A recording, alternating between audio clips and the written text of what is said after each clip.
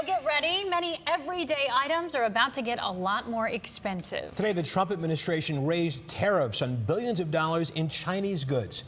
Andrew Horansky here now to explain what they include and how that could affect your family's budget. Hi, Andrew. Hi, guys. Well, everything from soap to sneakers to smartphones could soon cost you a lot more, with China vowing quick retaliation and already rattling the stock market. Kevin O'Reilly runs Little Ireland Farm, growing soybeans and corn in Geauga County. And this year, he's taking two hits, first from heavy rain, now from heavy tariffs.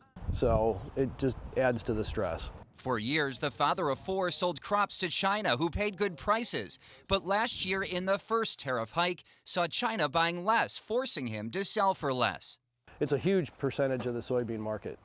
Hoping and praying that something's going to change. Tonight, he's just one of many Americans caught at the center of a trade war, with the president raising tariffs on Chinese goods from 10% to 25%, on $200 billion in imported Chinese goods, affecting 6,000 items.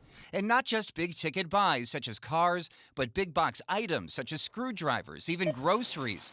This morning, in a flurry of tweets, the president defended his strategy, writing the talks were moving in a very congenial manner. There is absolutely no need to rush, adding tariffs will bring in far more wealth to the U.S. Despite what the president says, we know from history, going back to the 1930s and other periods, where you see a full-scale trade war among countries around the world, it could cause a recession. It could cause the global economy to tip over. It's a dangerous game to play. While O'Reilly is bracing for a tough summer. At this point, I'd be, happy to break even. And a Chinese state-run newspaper is reporting the two parties have agreed to meet again and continue talks in Beijing.